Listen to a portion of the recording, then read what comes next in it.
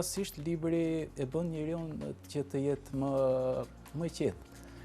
Kam kaluar një pjesë paksa të themi depresionin e hershëm, pastaj ajo që themi dhe kriza e moshës mesatare, që ndonjëherë te dikush paraqitet më herë, te dikush ndoshta nuk paraqitet, tek shumë njerëz ndoshta dhe nuk e diskutojmë as pak atë si preokupim. Fatkeqësisht në vendin tonë, shoqërinë tonë është një temë që ende vazhdon të mbetet tabu, mezomosha apo mosha e mesme. Shumë njerëz shohin ndryshimet e vetja, por ndoshta mungesa e informacionit nuk e dinë se nga po vijnë këto ndryshime.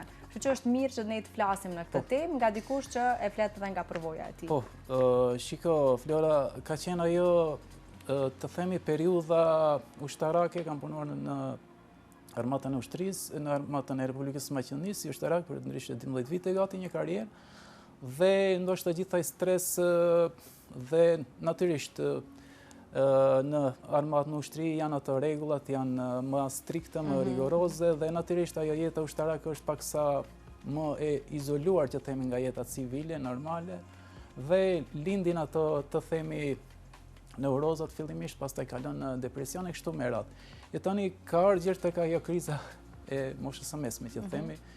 Fillimisht po në atë moshë dhe unë se kam kuptuar se çka është nga që themi misinformation, nga mos pasja informacioneve të duhura.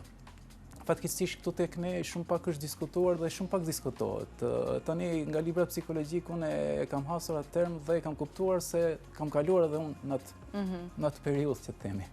E pastaj me kalimin e kohës, duke vrapuar dhe komunikimet me shumë njerëz, me shumë maratonistë, në kuadër të maratonës ne kemi takuar shumë njerëz që nuk janë vetëm maratonistë, por të gjithë të bëjnë një profesion.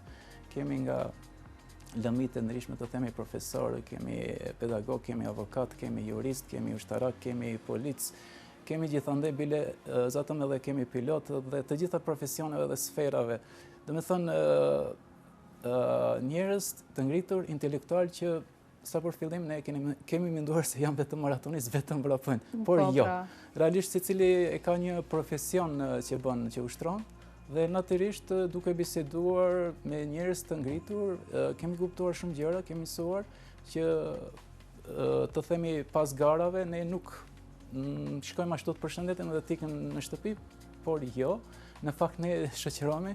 Prandaj maratona më ka mësuar shumë gjëra. Është një komunitet, më duket i njerëzve të cilët vrapojnë në maratona, kam shkruar, unë jemi në një shoqëri apo një komunitet i shëndosh.